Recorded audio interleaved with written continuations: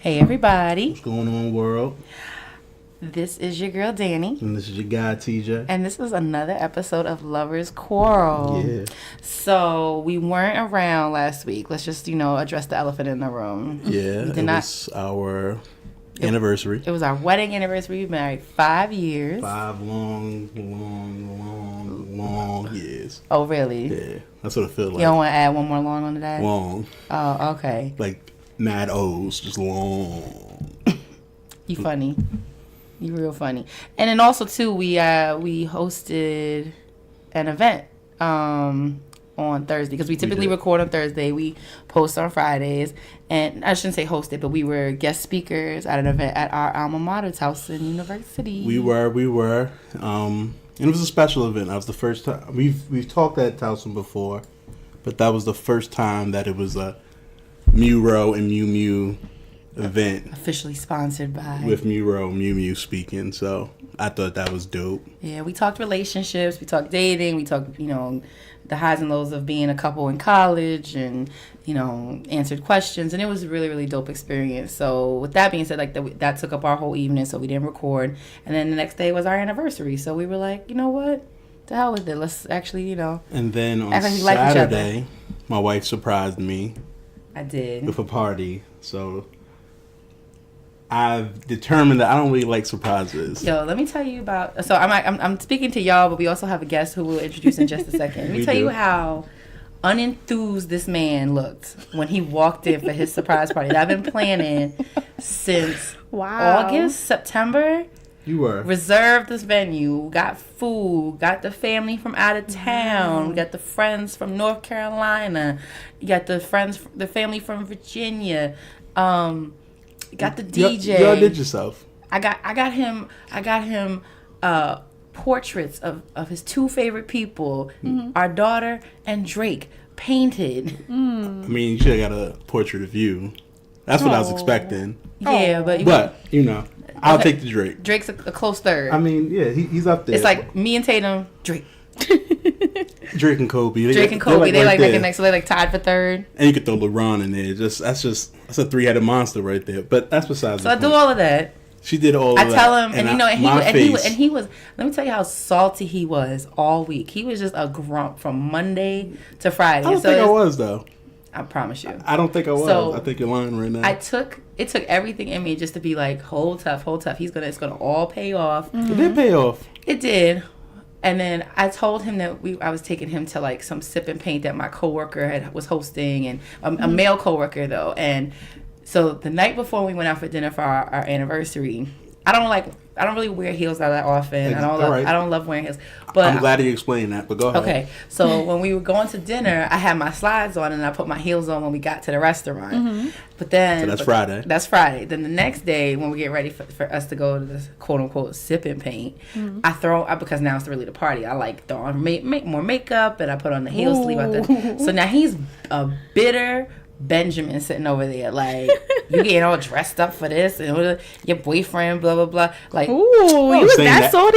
I was saying that jokingly, the boyfriend part, but I'm an observant person. So on Friday, our wedding anniversary date, you put on slides, but on Saturday to sip and paint, you threw on heels. That makes no sense to me. That definitely threw me off. So I'm like, what's going on? And then you told me we was going to... I did not tell you we were going to Golden Dragon. You told me we was going to Golden Dragon. No. And then we missed it. And then when we get to the joint, you're like, where are we? Like... It's not... Okay. I swear to God. You started acting like mad weird. But anyway, so... He walks in. I walk in and I'm they're like, surprise! What? I'm like, what the fuck is this? Well, first off, who are these people? And then you didn't know who the people were? No, I did, but at first it didn't register? Yeah, in my mind, I was just like, what is going on? He looked like he's... People had on masks. I'm like, yo, what? In my mind, I'm like, yo, where did she bring me to? And then it hit. Then it's like, oh, this is for me. Yeah, he just like face all screwed up, like... Yeah, so I think I hope nobody recorded that. Oh, yeah, I have it. I have it recorded. God. My line brother recorded it, and he was like... surprise LB, and then on the corner he put smile. And like the straight face, because he was like, TJ walked in and it was just like, what the hell is going on? But I appreciated it. You should have walked back out and then came back in like, oh my That's my His dean was trying to make him do it over. My dean told me he was like, I had to do that, but I did truly appreciate it. So I wanted to come on here and say thank you so much. It meant the world to me. So you're welcome. Above and beyond. You went above and beyond, and I appreciate that. So it's documented forever. Exactly. So mark the date, March 10th. Yes. Dani did something nice for TJ. Got you. So now that we come back with a new episode, we have a very special guest. We do. So we have Miss Brittany Garrett, the founder of Dear Fat Girl. Yes. And we want to welcome her. Thank you for joining us. Thank you for having me. I'm excited to be here. Of course. And I was telling Brittany beforehand that, like the way we kind of operate is we talk about our event, which of course, if you got something that just, like I said, is burning you up, go ahead, and our tip. And then, we're going to get into what Dear Fat Girl is with you guys and let Brittany have her platform to kind of give you all the things you need to know about her initiative and brand, and then also like where you can find her. So with that being said, as our guest, we have to be good hosts. Mm-hmm. Do you have anything that you want to vent about, or do you want us to kind of start things off? You guys can go start things off, and then I'll join in. Okay, chime in as always, wherever you see fit. Okay. I have one. Do you have one? You can start off. Go ahead. All right. I have one. I forgot about it. I'm gonna remember again. All right.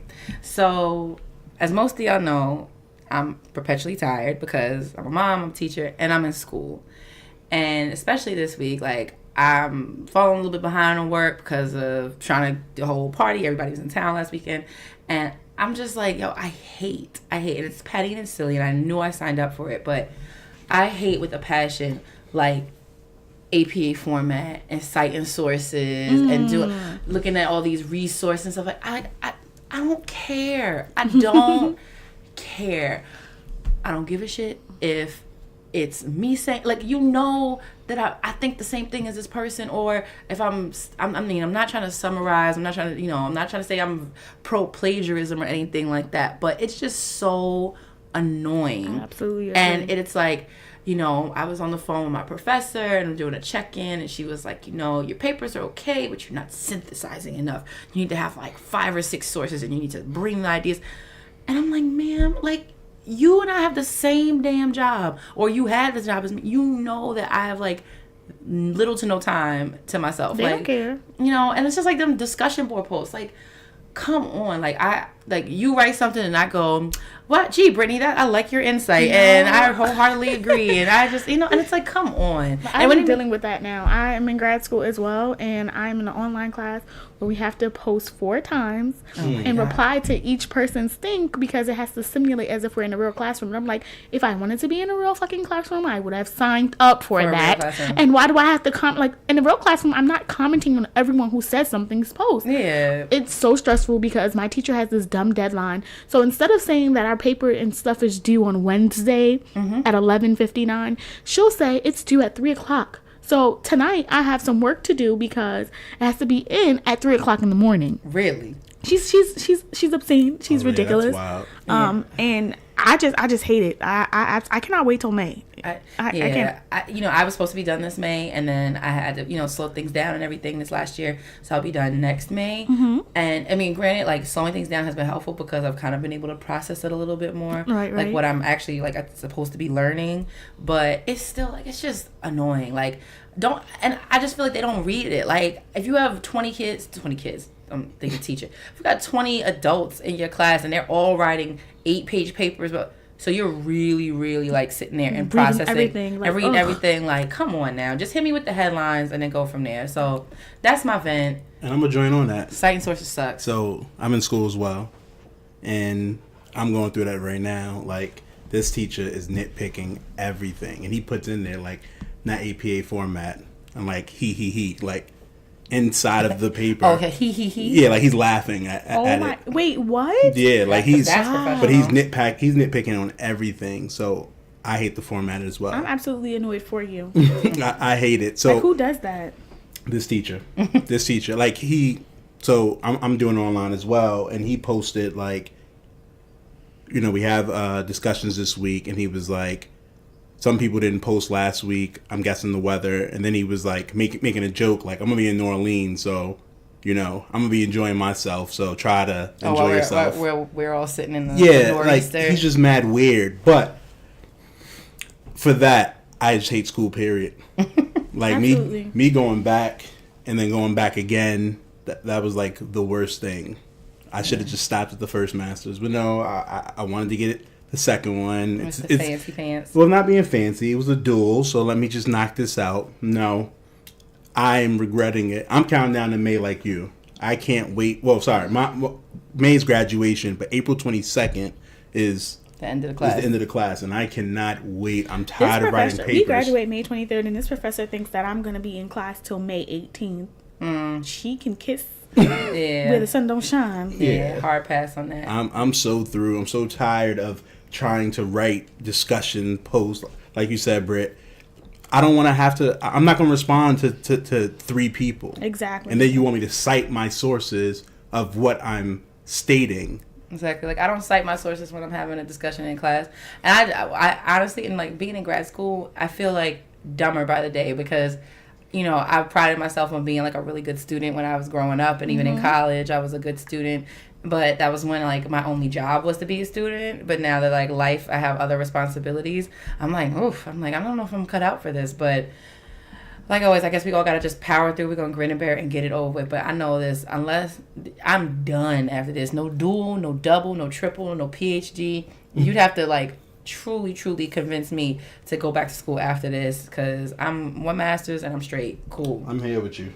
But that's my vent, even though it seems like it's a shared one. Yeah, I'm gonna have to go with that. I'm gonna go co-sign my vent. I'm gonna co-sign. Yeah, I definitely agree with that. It's super stressful, and it's kind of like no people. Reason. You know what? I get the mindset though, because it's like their mindset is you're a grad student, you should be able to do this. You got this. All this stuff. But you're like, bruh, give me a break. Yeah, let's be realistic. Right, like let's be realistic. But I mean, it's super annoying, and I'm like, I know I chose to be here, so just trying to thug it out. I'm trying to do the best because I feel like I'm in senioritis mode. Like, I'm at the end of my rope. The only thing that I'm pretty, like, I even half-assed my internship. Like, I literally was supposed to get it back a month ago, and I literally just started this week. Oh, and I'm just like, ugh, ridiculous. Well, speaking of which, like, while we're here, I'm like emailing my professor because she's emailing me, and I'm just like, oh my god, yes. Yeah, the anxiety of like when you get emails, you're like, oh my god, what do they want? No.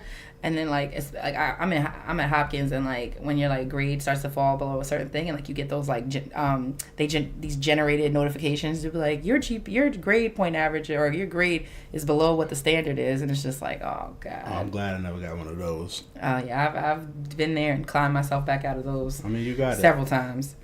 But all right, so that is our collective event. We got a little hive mind going over here. And now is for our relationship tip of the week. So, Brittany, I didn't ask, and don't feel like you have to, but are you currently in a relationship? I am currently in a confusion. Oh, okay. A situationship? Not even a situationship. Like, you just know how, like, I wouldn't even call it a confusion. I'm just in a space, just in a just really confused space. Where your heart is somewhere, and your heart and mind is somewhere, but it's not really, it shouldn't really be there, and stuff like that. So I'm just taking some time out on myself to handle myself, and focus on myself. Yes, I support it. I support it as well. So essentially, I am single, but I'm just cooling. Okay. So with that being said, and so again, still chime in and tell me what you think. Our relationship tip of the week is to sometimes you need to unplug from time to time. Disconnect from the world. That means off of social media. Don't look over here with that. I'm looking at you because I know that you think that about me all the time. Oh, okay. Turn off the TV. Just spend time, and sometimes with yourself, just you by yourself, and then also sometimes just with like your significant other or, family if you're, unit. But basically kind of just trying to come back, whatever home base is, if it's just you presently, if it's you and your spouse or significant other, or even like you and your family, your, or friends. Or child. Well, maybe not even friends, because like trying to kind of reset with just like the nucleus, and then because a lot of times, we spend time together, but with friends. And then it's about kind of unplugging and resetting. When I say that, I mean, like, if you have your old friend, like, y'all getting back to just... like that, really, like friendships. Friendship, that's what I'm saying. Excuse me, guys. So sometimes you need to just... Yeah. You and your guy or guys just need to disconnect, like, just be each other's, or you and your girls, and that's it. Not just you and your girls, and y'all taking pictures and on social media. That's what I'm saying. I'm saying sometimes you just need to disconnect from everybody, or with just your people. So so that's just the tip of the week. It's just from time to time, not always. You don't gotta be off the grid for forever, but I'm with it. Unplug. Get back to like conversing, because conversation is definitely a lost art, and get back to what brought you and your friend, your significant other, your family together in the first place. So that is our tip of the week. I definitely agree.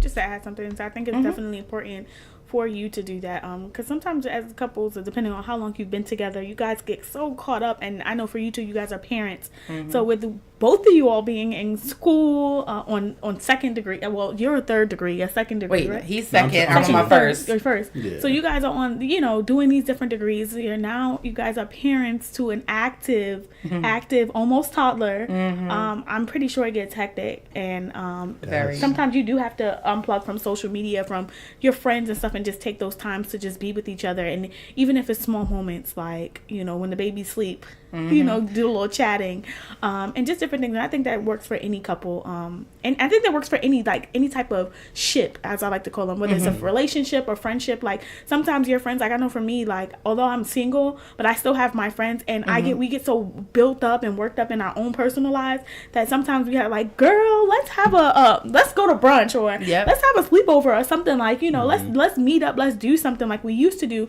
and just catch up. And it's never no hard feelings, but you always want to do that to make sure you're keeping your relationship going and going strong, and that you guys are still connected and you guys are still there. Definitely. So I definitely love that. Yeah, I need to unplug with my friends. I feel like I need to unplug with you a little bit. I need to do both. I mean, we all do. Yeah. Sometimes we get so caught up, so.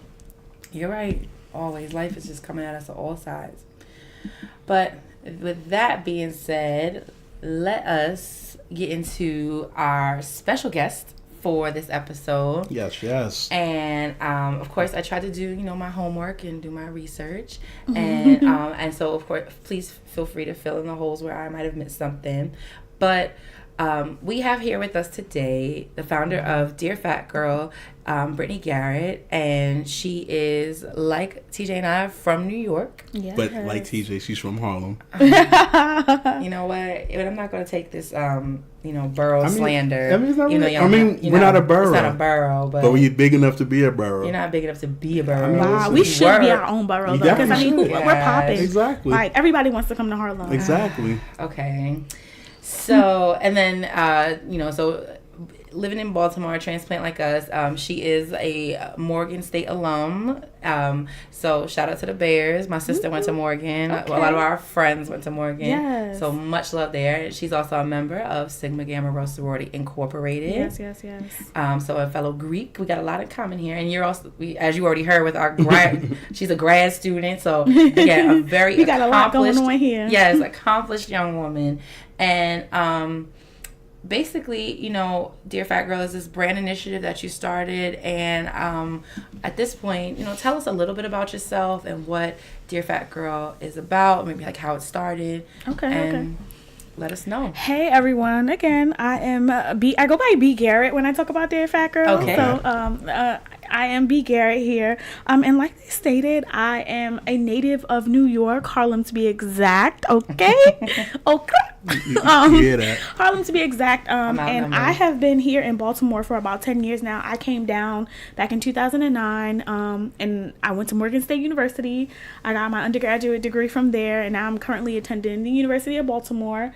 So I've been living here in Baltimore for about 10 years, and still a culture shock for me. I'm the only one here for my family, so I'm down here by myself. Same. And I would say in a sense, not necessarily by myself, because of course I have those friendships, I have my sorors, and you know, the people that I've met down here, but essentially it's me by myself, no biological family here. And so just been getting the hang of things and just being active.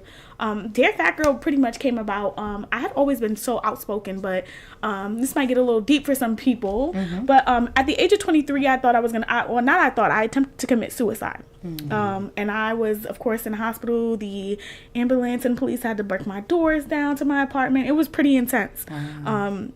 This was back in spring of 2013. And in that moment, I had to figure out what I was going to do with myself, figure out what I was going to do with my life. And it was very difficult because I sat in a psych ward, and I soon realized that this was not the place for me. I don't think those places are places that really help too much of people. It will make you crazy if you're not already crazy. And so when I was released, I figured I needed to do something with myself. So that was in 2013. I became Greek. That's when I crossed into the sorority a semester later. And then, you know, after I had crossed, I had always been very influential on my campus and just influential in my own friend circle. And from there, I was just like, I need to do something. I always talked about Dear Fat Girl. Originally, it was Fat Girls Don't Eat Soup. I thought it was catchy because I thought I wanted to do a book, and I went back and forth with so many ideas. I wanted to do like I'm going to say this word wrong because I always do, but a compilation. Did I say that right? Compilation. A compilation of different stories from plus size women. Put that together. But then I was just like, no, I don't want to do that. So I went back and forth, and then 2015, I believe, I just came up with the idea of Dear Fat Girl. And Dear Fat Girl essentially was like for myself, and it was for me. I started it as a blog for me to kind of just have an outlet and discuss, like, you know, stories of my younger fat self and my journey into womanhood, which is going to be the title of the book that I write by the end of the year when I'm working on. So it's going to be the memoirs of my younger fat self and my journey into womanhood.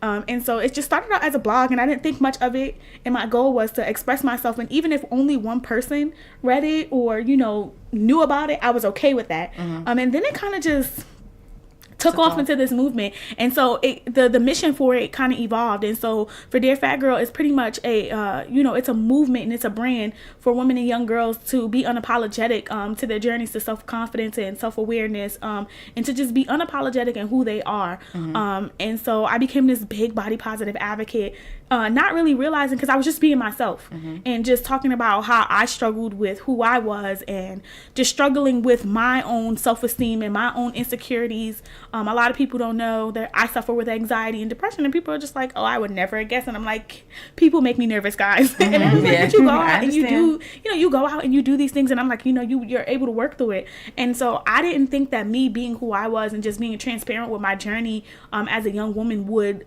pretty much get all these people like, oh, I want more. I didn't think that I was inspiring people. And then I was getting messages on my social medias, and people are just like, yo, you just inspired me. Like, I'm glad you shared that. Like, sometimes, like, I go off on Facebook tangents. Right now I'm on a social media fast, so I deleted my Facebook and my Instagram for the week. I unplugged. It has been difficult because usually in the morning I get up, I grab my phone, and I'm like, Instagram. And then so I'm like, no, Instagram. So, in the days that I decided, it's only been 2 days, but I'm proud of myself, because usually I tried this before, and then within 24 hours I was like, no, I can't do this. But I'm always getting messages from people like, oh, you're inspiring me. And that's what Dear Fat Girl is about. It's about inspiring people to be their best self at whatever stage it is. Body positivity for me is just loving yourself at whatever stage it may be. A lot of people ask me, well, are you promoting people being fat? And I'm just like, I'm not promoting anyone being fat. I'm not promoting anyone being skinny, medium. I'm just promoting self-love. It has nothing to do with all of that. And if you have self-love for yourself, then you are then able to recognize issues that you may have with yourself. Whether you believe you're too big, you're too small, or whatever it is that you believe about yourself, you'll have that self-love to eventually fix it. Wonderful. Well, you already like answered my first question, which was, I was curious as to, how Dear Fat Girl went from just kind of like an idea into something that was like tangible and something that people could really like hold on to. And you answered that already. But I do think that this is a good segue to another question that I have for you, which is, like you said, your brand is all about body positivity and accepting and loving oneself from inside and out.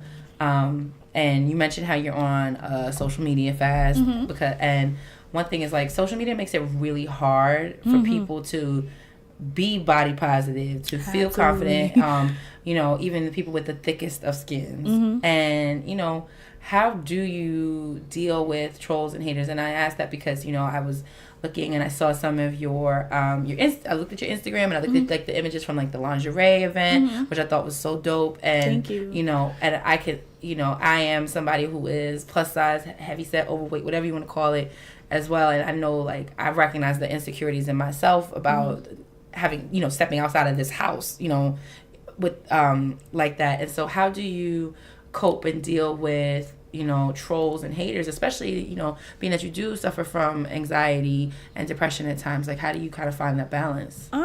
You know, initially it was like, wow, because at one point my page used to be private, and I figured that if I wanted to make this big movement, I made my page public. And it was different for me because I had strange people just following me, strange people commenting on things, and, you know, more times than none, I'm getting positive comments. But then you have a couple of people who, like, literally sit down at home and, like, click on hashtags to find those trolls. And, you know, I have to remember who I am. And I have to remember the message that I'm trying to portray to other women and young girls to not be bothered. Because essentially when I talk to people and I'm doing, like, my workshops and I'm going out and I'm, you know, in the community, I let people know that at the end of the day, people who say negative things about you, that's usually a reflection of who they are. And so I'm always constantly telling myself that, you know, these are not things that they feel about me. These are things that they feel about themselves. They feel this way about themselves, or maybe the way that they feel about maybe family or somebody who has done something to me, because I haven't done anything to you but be myself and you know, be positive. And so when it first started happening, I would, like, post about it and I would, like, screenshot it and I'd be like, oh, who is this? I would go back and forth, and then I was just like, that's not what I'm about. I'm not going to argue with you. I don't know you. You don't even have real pictures on your page. You look crazy, you know, because I get all of them. I get people who think they're professionals, like, oh, you're dear fat girl. Why is it dear fat girl? Why are you promoting people being fat and obesity and unhealthy? And I'm just like, why do we always associate being big with being unhealthy? You know, like, why do we have to do that? Like, it's so many people. And I just tell the same thing that I tell my audiences when I'm out doing speaking engagements is the same thing I have to tell myself, is that I don't know these people. This is a reflection of who they are and not who I am.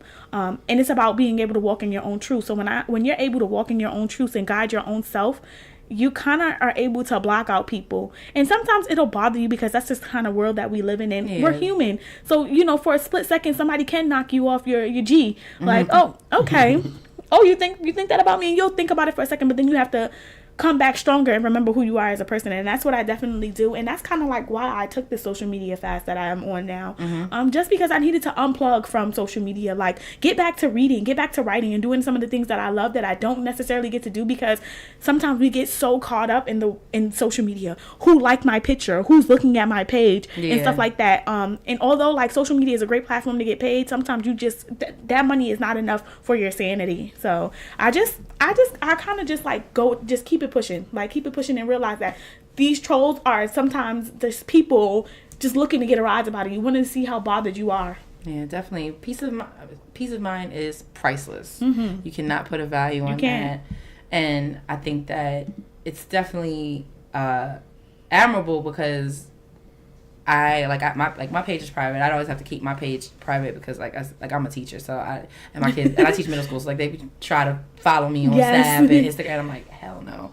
So but, like, you know, putting yourself out there is very admirable, because you leave yourself open to, like, these randoms and these people. You're like, you know, because even still, like, even with our our Instagram page for our show, and I'll see, like, the notifications, like, so and so followed you, and I'm like, how do these people find it? Like, you know what I mean? Like, it's almost like, I'm so curious. Sometimes they just follow back. Sometimes, so with it, I'm just following everybody. You know, because I want this show to be out there, more platform, and so sometimes they'll follow back. So that's probably why you may see somebody random, or somebody heard us and they leave feedback, and that's always dope. We haven't got negative.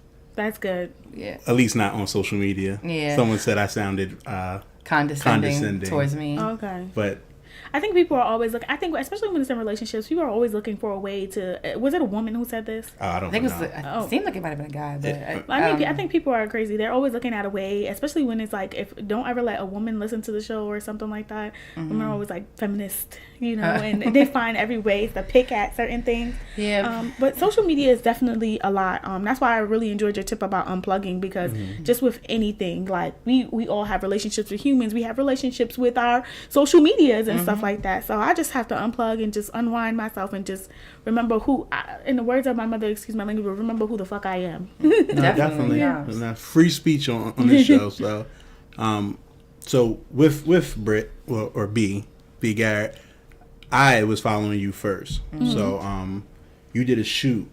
It was you and like 5 or 6 other women. And I seen it and I was like, oh, that's kind of dope. And then I started following you and I was like, yo, she's dope. You know, so I told my wife about you and I was like, I think I want her on the show. So I had to reach out to my neos and like, listen, I need to get in contact with her because... Listen.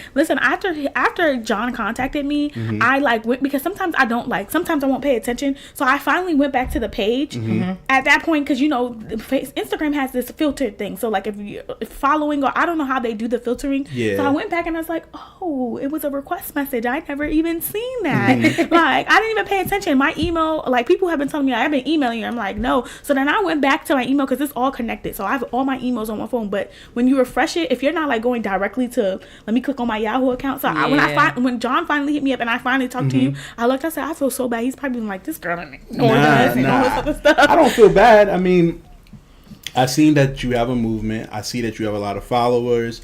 And I know that it's not going to be simple, because if I'm reaching out to you, maybe other people reaching out to you, you do speaking engagements, you do a lot.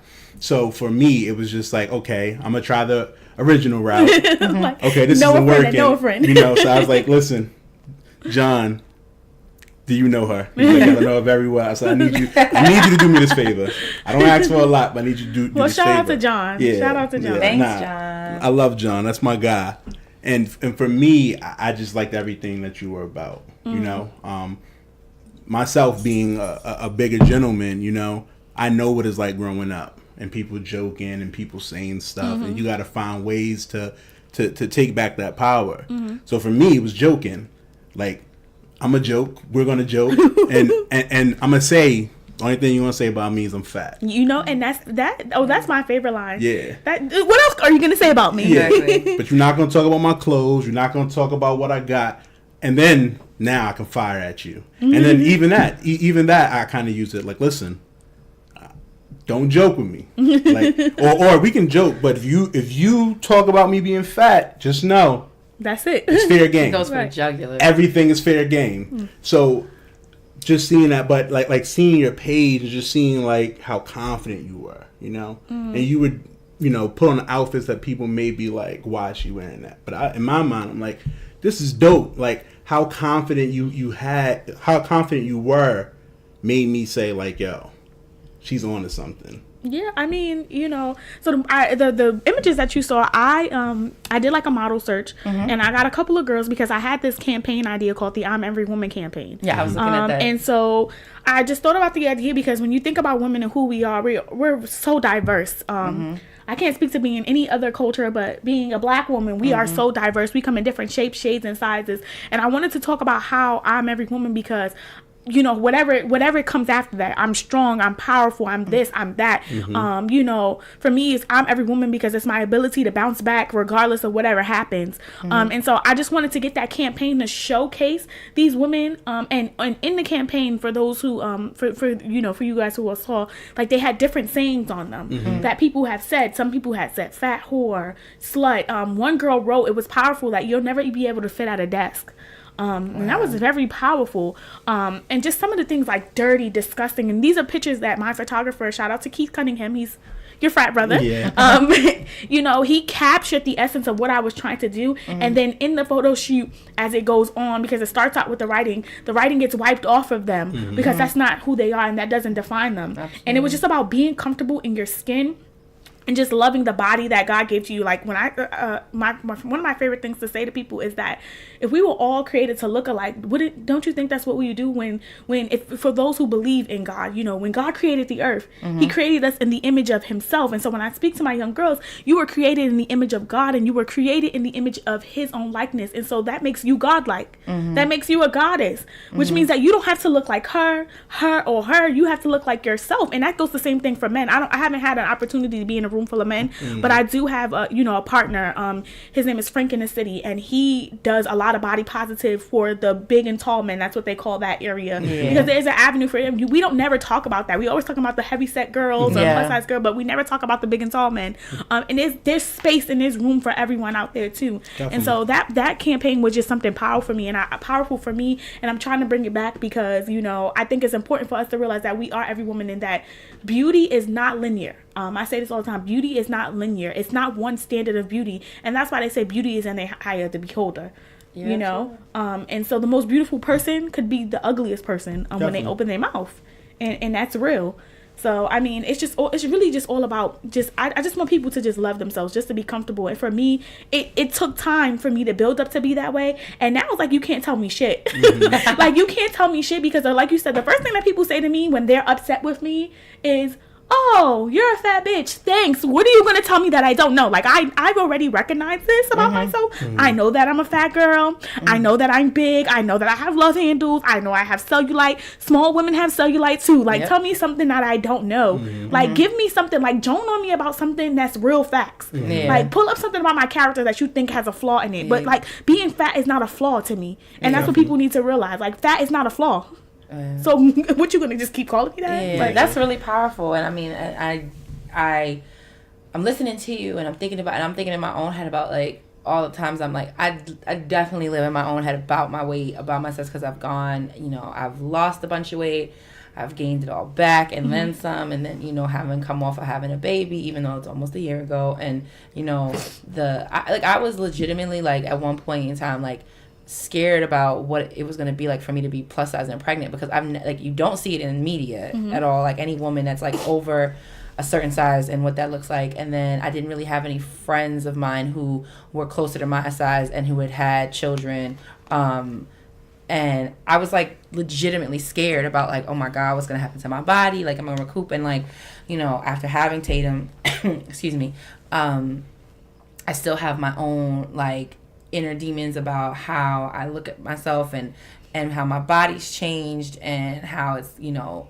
and, like, I'll say this, like, when I was pregnant, like, I kind of didn't care because I felt very empowered at the fact that, like, I'm growing a whole human. Like, I'm like I would sit there sometimes and he'd be like, you know, because I was the sleepy pregnant woman. Like, I fell asleep at traffic lights and parking lots, and like he, you know, TJ would be like, why, you know, you're always so tired. Like, I thought women are supposed to get like this, like, energy kick in the second trimester.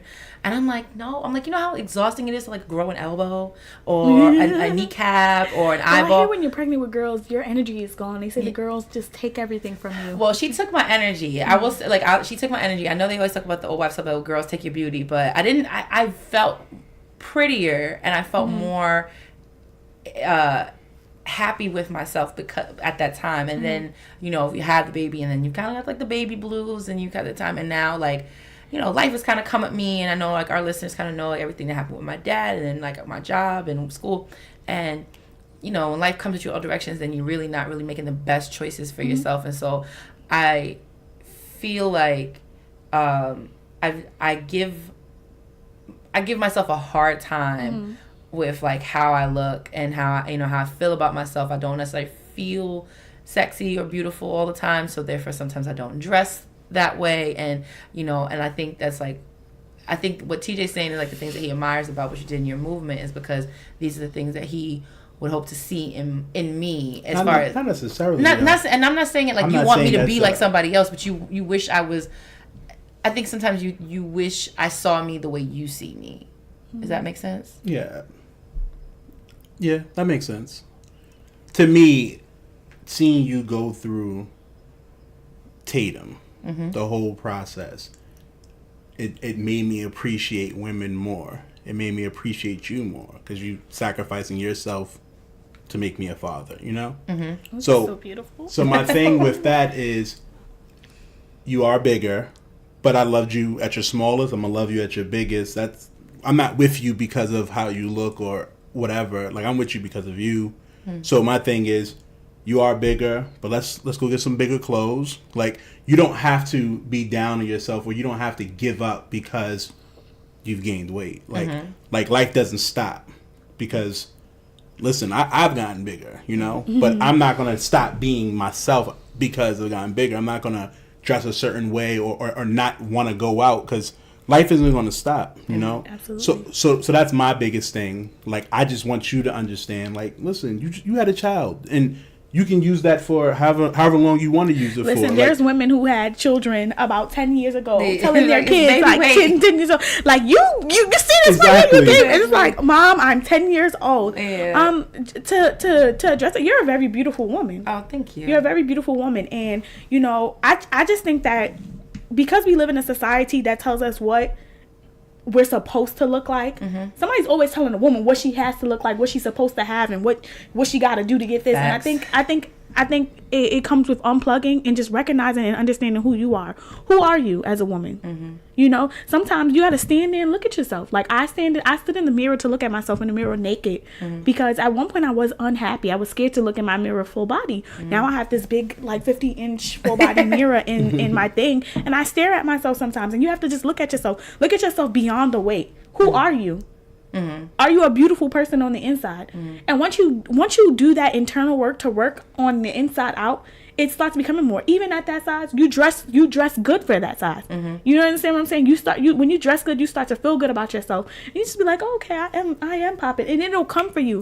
And if it's weight that you're unhappy about, that's something that we can fix. I mean, unless there's like a health problem, like some people have. But like, you know, when you get to that point, like, body positivity is about loving yourself. So once you start to love yourself enough, then maybe you'll be like, okay, maybe I'll start doing that. You'll start putting conscious efforts into doing things that you don't think you've ever done before. Like, okay, maybe I got this. I can do that. You know what I'm saying? So, I mean, I love that. Like, I love the fact that, you know, he wants you to view yourself how he views you. And that's a beautiful thing. Yeah. And so I know that you will get there.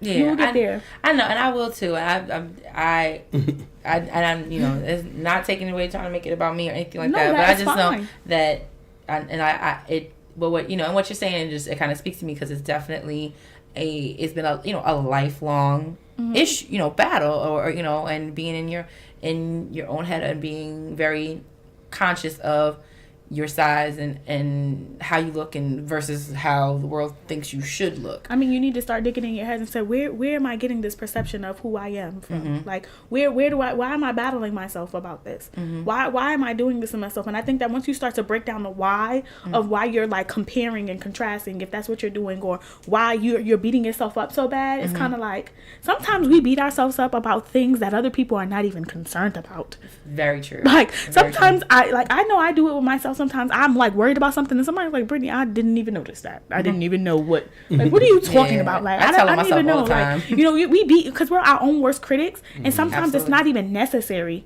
Like, we have to be our like, just like we're our own worst critics, we have to be our own like biggest cheerleader. Like, we need to be our own cheerleader and rooting ourselves on to combat that.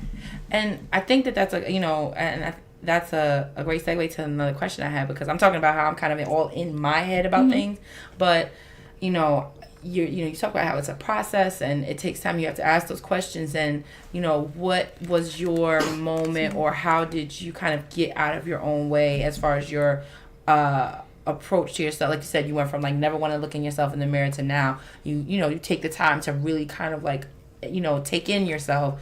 And you know, how did you kind of get out of your own head, and how did you find that confidence?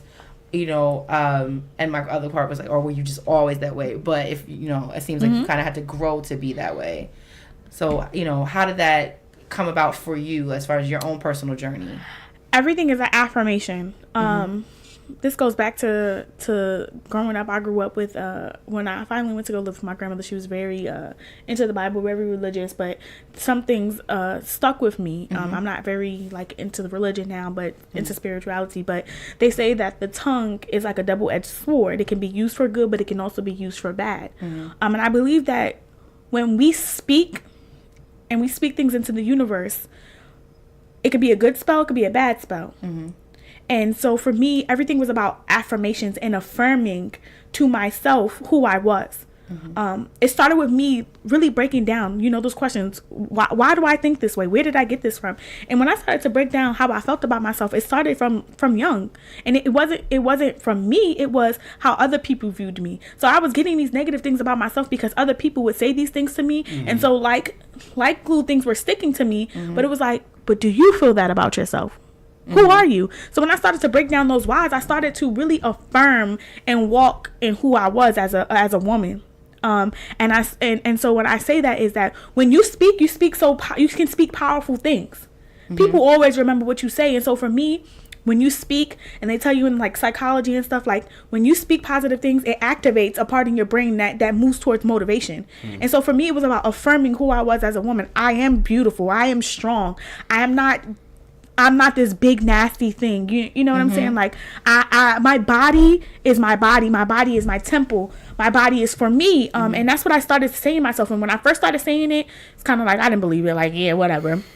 And then after a while of kept doing it, it's kind of like, I am beautiful, damn it. Like, what are you talking about? Like, I am this. And I started to realize that once I started to feel good about myself, because it was always like growing up, you know, I always felt like I was the ugly fat friend, or, you know, things like that, or people didn't want me and people wanted to. When I stopped seeking the attention from people, especially like growing up, you know, you want men to like you or women to like you, whatever you're into, you know, you kind of feel some type of way. But then I started to realize that internally it wasn't because I was big that nobody wanted me. Or whatever the case may be, or, you know, because I was this, it was because I was like taking on these negative attributes that other people said about me, and I was like being nasty.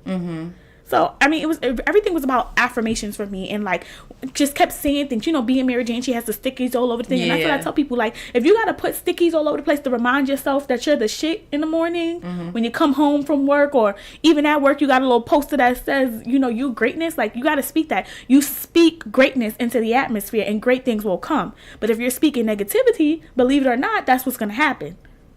Oh, definitely. I have no debate or quarrel with that. With you becoming a part of Sigma Gamma Rho, did that help you at all with just being more positive and more like confident? I think at the point that I became a member of the organization, I had already, like, I had hit my rock bottom prior to joining. So when I was doing that, it was kind of like I was already... Got you. I felt like I was already popping. Like, joining Sigma, it created a different type of network to outreach people, you know, to see different people. But I felt like prior to me being Sigma, I have this belief that even before you become Greek, you should be somebody before you become Greek. And that's how and that's how I felt. I felt like I was somebody. I felt like I knew that I was somebody. And even after Greek, I know that I am somebody, and that becoming a member of my organization just kind of like added to, you know, just added a little spunk to me. But I felt like I was always going to be doing things, and it just added, like, Sigma just added a different type of network for me to reach a different type of platform. Gotcha. So sometimes I'm able to use Dear Fat Girl for Sigma. And that's an awesome opportunity, you know, to do those things. No, definitely. I mean, we have a saying, like, if you were whack before you became Greek, you're going to be whack. Like, Greek doesn't make you any better. Like, well, it doesn't make you who you are. Right. You know, it should help you. Like, for me, Greek life made me more of a go-getter. Like, now I had the backing I need to make sure that whatever I need to get done. Like, now I can really be a boss because I have this group, and now my programs that I had in my head, it's going to get out there. Right. You know, but I was always who I was. Right. It just I was able to be who I was times 10. Right. So that's why I asked that. But no, definitely that's... I think that even if I didn't join Sigma, I would probably be where I am today. Just because that's been my mindset. I'm grateful for Sigma though, and that's a decision that I'm so happy that I decided to make, because it came. I will say that Sigma came at a right time. It was literally the semester after my suicide attempt. I went through that summer, and then boom, I got selected, and I was just like, okay. Yep. So it came at a good time because I needed that. Gotcha. So yeah. Yeah, I understand that too. I think for me, Delta, like, helped me be more vocal. Like, I mean, I always talk a lot, but just really as far as like vocal, as far as expressing my opinion and standing firm in like what I feel is right or what I feel is best or what my take on something is, because my 19-year-old self was very much about like wanting to make sure I pleased everybody, and I wasn't rocking the boat at all. But when you've got line sisters and you got all these strong women, like personalities coming from all angles, from all different backgrounds and experiences, it's like you're gonna get drowned out if you don't take a stand and speak your piece. So I will always be forever grateful to my organization for that, because it makes you kind of put your big girl drawers on sometimes as far as how to like interact with other people.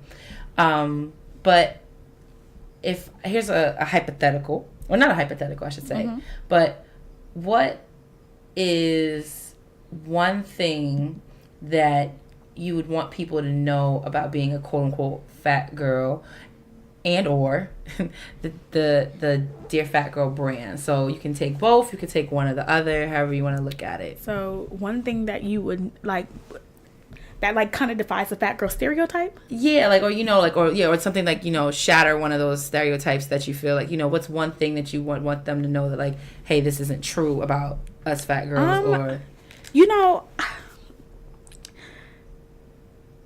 so that's such a loaded question for me, because there's so many things that can shatter that myth, because I think that when we take off fat, we are still women. When we take off fat woman, fat girl, we are still girl. We are still woman. So that means that we can do all things that we want to do. I think that works for any woman. Like being a fat girl is no different from being a small girl or being a medium girl.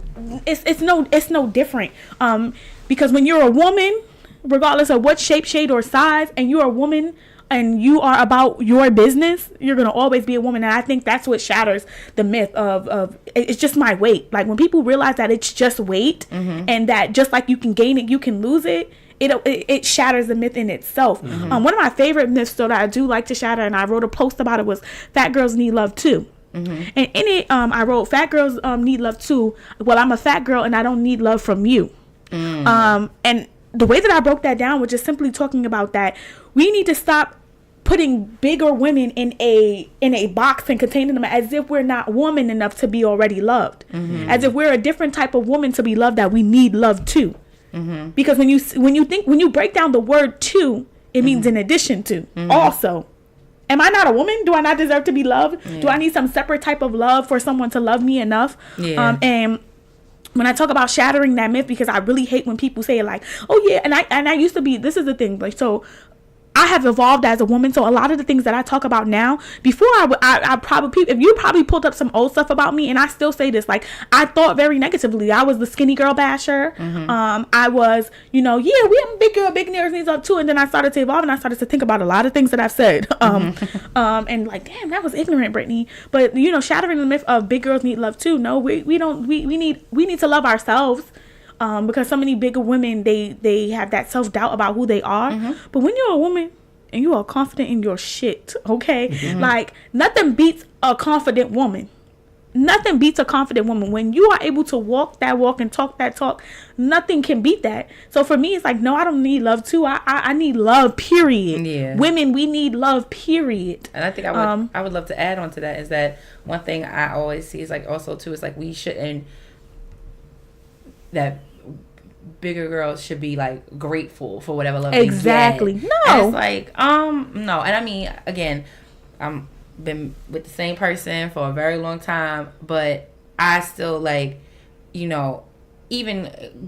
growing up and in college and stuff, of course, like when I was out with my girls, like if I got approached, I would respectfully decline because I had a boyfriend and it's like, oh, you better have so I'd be like, no, trying to see where it goes. No, I'm like, no, okay. And then but there would have been times where kind of like, well, whatever, like, like people like, I ain't even, like literally like then, you like, a fat bitch anyway. Yeah, like that's the favorite line. I'm sorry, did I wasn't fat a second ago. Exactly, was I 75 pounds lighter 2 seconds ago? And then it's like I shouldn't just be grateful just because exactly you're giving me your attention. Like I'm, I know I'm worthy of attention. Exactly. And like I never forget one time, and like, and also too, like the one-liners that sometimes I have been thrown my way, like everything. I think about college and I just see myself like up York Road and like at one point, and one time somebody walked by and he was just like, damn girl, you got some big old titties. And I was like, what? Like, how is that even? And that's a whole nother, like, we could have a whole nother hour long conversation about that. And then another time, somebody talking about, like, a guy tried to hit on me by saying, like, you look like you can cook. Ugh. And I was like, is that supposed to be like... There's big women that can't cook, that can't sing, that can't take dick, can't suck dick. Like, people say a lot of wild stuff about like, what big girls can do, and I'm just like... Yeah, and I'm just like... No, that's a woman, period. Some women can't cook, some women can't do this, some women can't do that. Like, where did you guys get these... Like, stereotypes really grind my gears and make my ass itch, because it's like... like, some of them are just ridiculous. Like, because it's like... How dare you create this full-blown stereotype about all big women, when you have to realize when you say something like all, that means we're speaking for every big woman, and then you have to break down what is defined as a big woman. What's the definition of a big woman? And then you got to hear the different definitions of what I think is big, fat, thick. A lot of people are always asking me, why did you choose fat?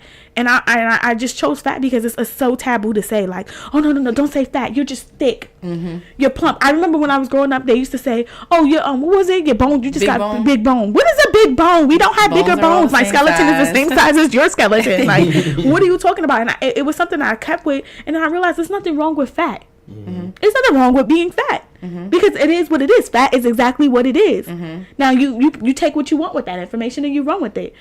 Dear Fat Girl's motto is, fat is not always physical, sometimes it's a mindset. Because fat is not always a physical being. Like, you can physically be fat, but sometimes you mentally can be fat, if that makes sense. That mentality of things, and how people negatively, associate what fat is, weighing you down. Like, people have that negative mindset. Like, sometimes you don't have to do that. There's women who are big, they lose that weight, and they still have the fat mindset that they're still big because they never loved themselves regardless. So, I mean, it's all funny. The things that you will hear, just being a bigger woman, and it's kind of like, I'm here, and I'm pretty sure there are other women before me who will come after me or during my time who will shatter this myth of what a big woman is and the things that we can and cannot do. Like, what? Excellent response. And I had a question about that. Like, have you ever been sexualized because of your weight, or I mean, you kind of touched up on it. How do you respond to those? First of all, big women are fetishized, and that's why I don't like the term BBW, because the way where it comes from is when you look up BBW, you'll look up porn, and it'll be like big, heavily women, and it's like an obsession. People have a fat obsession, like, oh, I just like my big girls, and it's like that's like a secret too. And it's so weird. Because I'm like, don't date me because you think I'm your secret. Like, I made a t-shirt called "I'm not your secret fat fetish." Because I'm not your secret fat fetish. Like, I don't know. Don't fetishize about me. And I just usually respond to people like, oh, or I don't respond at all. Like, if I post a picture, because sometimes it's a battle within the plus size community too. Because I just so happen to be a big girl who has shape, as they would call. Like, my waist is smaller. I got a big bottom.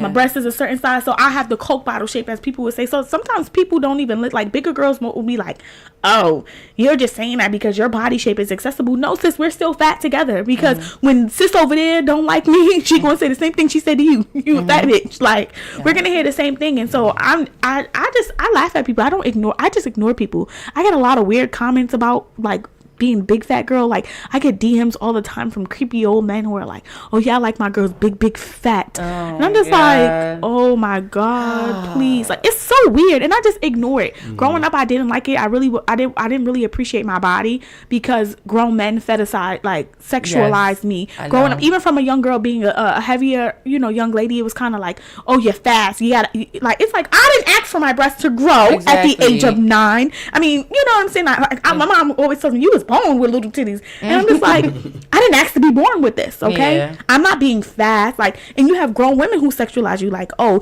you better watch out for her. Like, exactly. It's like, no. At the age of 9, just because I had butt doesn't mean that I was out here having sex, okay? Like, oh, she got the hips spread, she must be doing something. No, like, I'm not doing anything. Puberty. Like, it just really blew me that men and women alike, and it really blew me from women who would sexualize, like, us young girls. It's kind of like, how dare you? Like, how dare you? I still remember the day for me when I, like, developed, I was, like, 8 or 9 when I started getting breasts, and I remember like the boys started to chase me because they wanted to see them move. Like they would chase me like in gym and like would not let up because I was the first girl in my class to develop.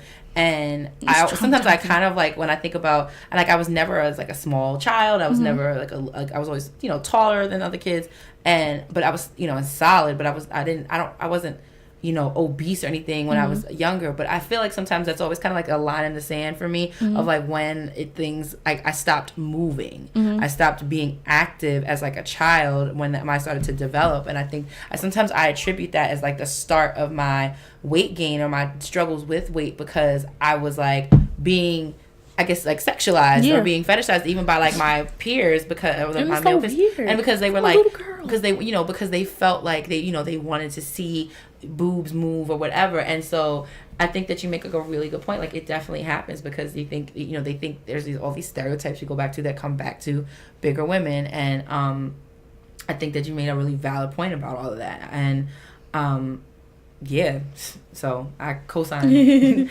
co-sign. And this is my last question for you. I don't know if TJ. I don't know. Go ahead. Okay, so my last question for you that I have at least written, based on my homework, is what are your next plans for Dear Fat Girl? Like, what do you have coming up, and where do you see it going, or where do you want to take it in, let's say, like the next 5 years, 10 years?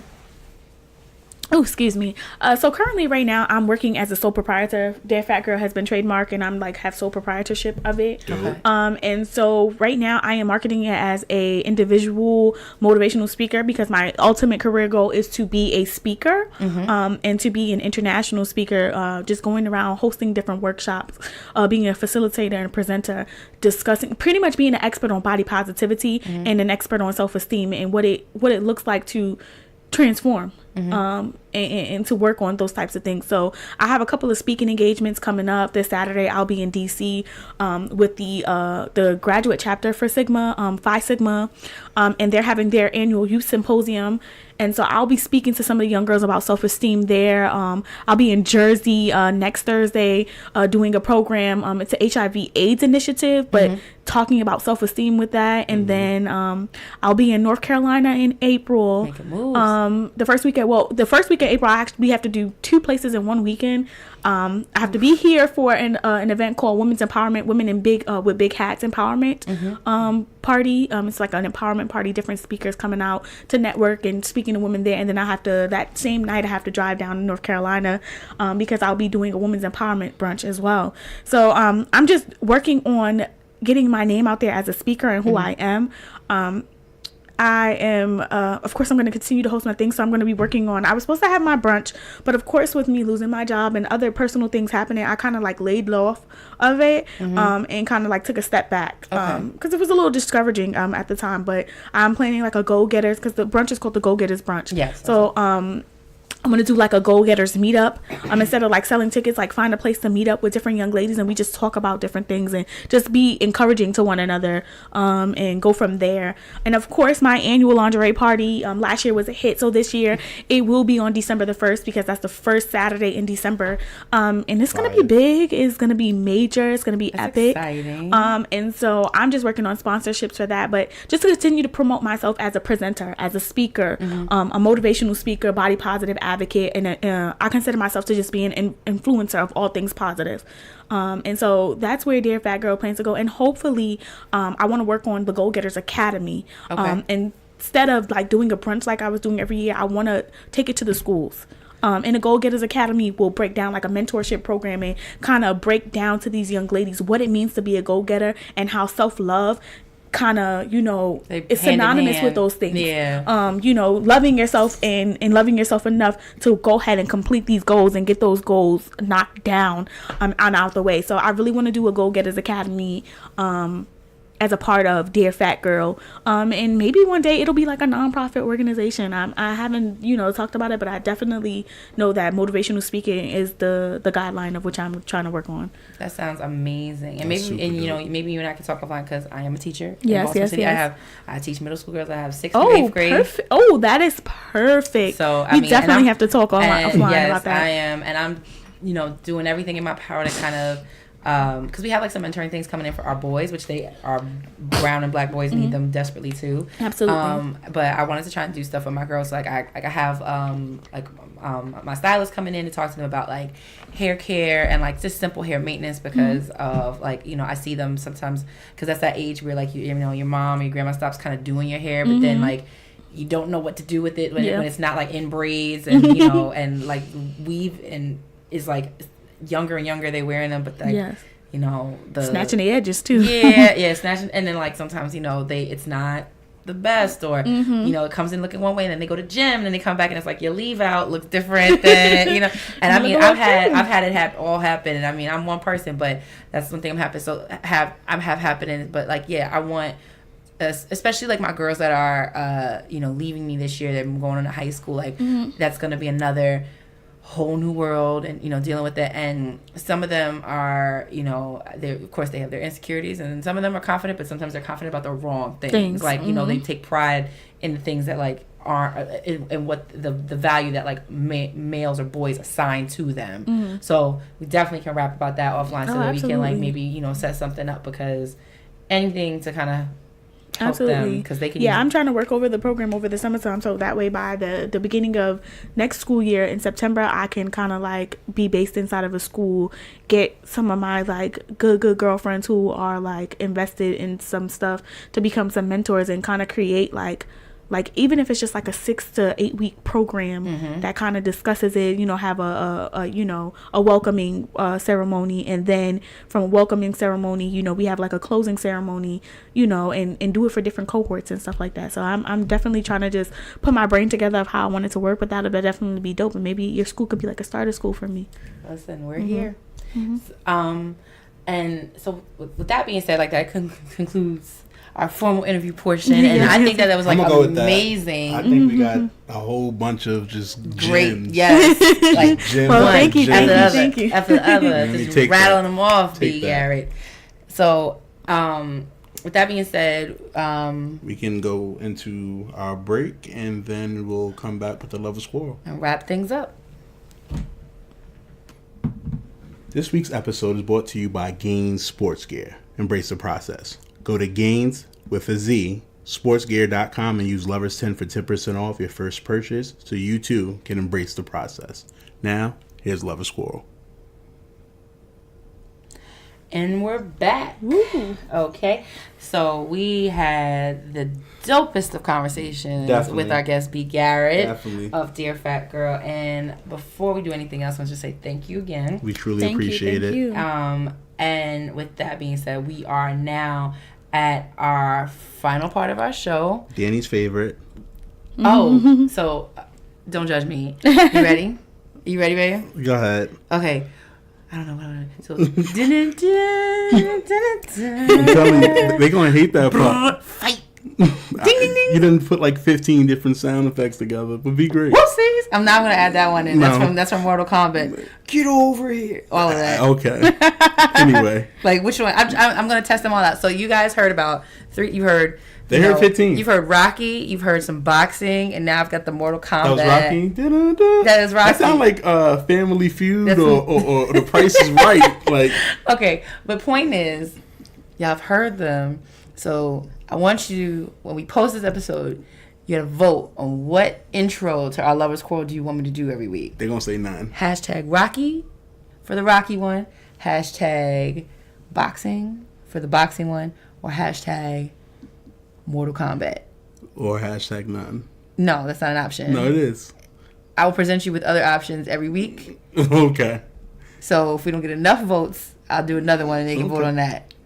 They're gonna do none. You are a hater. Nah. I want you to be great. Son, you a hater? You are. He's a hater because the people like my I've never heard anyone say quarreling sound bites. I don't think anyone ever said like that joint was dope. I can't wait to hear Danny's quarreling sound bite.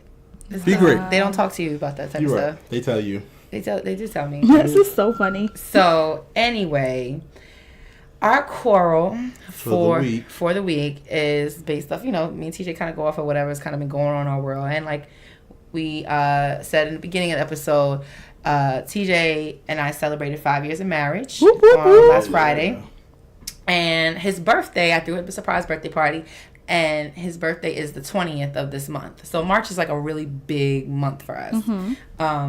And part of, I had so much going on trying to plan for TJ's party. I didn't have a lot of like thought about what to do for our anniversary because I was all like party mode, right? And before he knew about the party, TJ was kind of griping about, it's our anniversary. Was that griping? A little bit. I think I was griping. You was a little salty. I was just making an observation. And you were like, we don't even got no plans for our anniversary. I mean, listen. We don't do nothing unless I do it. I just wanted to know where we stand. I planned all the... So that way I know going forward. Like, if we're not going to celebrate the anniversary, then now I know. And so my question, or our quarrel for this episode is, whose job or responsibility is it to plan or arrange like events for those milestones, like birthdays, anniversaries and stuff? Like, is it both of our responsibilities? Is it like we should be taking turns? Is it the man's job? I'm going to start off. I think it should be both, 100%. I mean, birthdays, you shouldn't plan your own birthday. Some people like to. All right, so... I'll give you that then. So if that's what you like to do, then you can do it. Anniversaries, I could take 1 year, you could take 1 year, and then we can bounce. We can play ping pong. We can play ping pong. Play ping pong with it. Yeah, I think that's fair. Yeah, I don't. Go ahead. I feel like I agree with you on birthdays. Like, I think it's like, you shouldn't have to plan your own birthday stuff unless that's your bag. Like, that's what you like to do. Well, but I'm changing my answer. I feel like birthdays, you can plan your own. I should plan my own birthday. I'm saying you can because you may have an idea of what you want to do. Well, you gonna plan your own birthdays because after that lukewarm response I got from your surprise, that response was fire. It was not. It really was. You literally. We always gonna remember that the stone face that you look like you just woke up when you walked in there. But I was so greatly appreciative. Appreciative. There you go. Thank you. So greatly appreciative of it. So, Oh my. I think that I'm gonna teach you. I'm gonna teach you the art of how to surprise people. I'm gonna give you some pointers. I just don't think. I think you're right in the fact that you just aren't good with surprises. I'm not. You're too nosy. I am nosy, and I'm also. You asked way too many questions. All right, so that's the problem. You know how hard that was. I ask questions, and you just want to be like, here. No, you gotta learn how to. I held on to it. Right, exactly. Because I didn't give up. Because you be pressing me, and I'm like, what the hell with this? You kept on to that secret. Yeah. I think so. I wouldn't know because I've never had anybody plan anything for me. Really? No, which is super sad, but it's okay. And I love to plan things for people, but nobody has never planned anything for me. So people are listening to this. So friends of Brittany, just dropping a hint. Do a little something. But I think it would be pretty dope. If you guys it really depends. Because what if you want to you might have a thing with your boo thing, or you may have a girls trip planned or something for your birthday and stuff like that. So I guess it's kind of like a discussion you have prior to so what do you want to do for your birthday? What's going on? What's the plans? What you thinking? Stuff like that. For holidays like Valentine's Day, I think it should be a dual thing, kind of like y'all going back and forth ooh, who's gonna surprise who this time? Yeah. Who's gonna do this to who? Like a competition? Yes. I mean, you won Valentine's Day this year. Valentine's Day. I did. Yeah. Times. So it was right. It was times. Yeah, not times. I think both people. I said not times. It's times. You were right. Yeah. Okay. Yeah. I think with anniversaries though, I agree with you. Okay, we could all, but I think we should both do something for each other on anniversaries. I think that gift giving or so I feel like you owe me from Friday. I owe you for Friday. I told you I would pay for Friday. I'm just like I'm joking. I like the dual thing. I think that would be dope. So dual DUEL, I duel to the. Yeah, I think so. 1 year you get one 1 year I get one, and we can, you know what I mean? We can always. I know some couples who actually they plan it together. They plan together, so it's kind of they plan together, but maybe the gift is a secret, or you might, but if y'all decide to go out to dinner, then it's kind of oh, you don't know what I got in addition to us planning this thing, and you kind of do a cute little surprise from there, if that's what you're into. But I know a bunch of couples who kind of just do that. They just come together and okay, well, this is what we want to do, and then they go and do it. Yeah, maybe we should throw a party next year for our anniversary. And have everybody else come celebrate us. That would be dope too. 1 year, 6. I mean, we missed 5, so I mean, we definitely can. We could definitely do a party. We could do that. Yeah, we could do something, but I think I think we should. So yeah, for Valentine's Day, I thought we weren't doing nothing, and Daddy sent me an edible arrangement, and I was very upset about that. Why? Because we weren't supposed to be celebrating it. Like we didn't talk about it, we didn't plan it. But so you mad because I won? No, not at all. I felt like she won, huh? I felt like I let you down. Personally, you didn't let me down. No, I get that, but it's just kind of like we weren't doing anything. Mm-hmm. So when you do it, it's like, damn. I thought we really wasn't doing nothing. Yeah, I exactly. Ain't for this. Damn, I missed the opportunity to kind of, Right. So I think that was it. But I think for us, for us, it would be getting back to the basics and being able to work as a team. Because those days, I mean, again, you should celebrate every little milestone you can.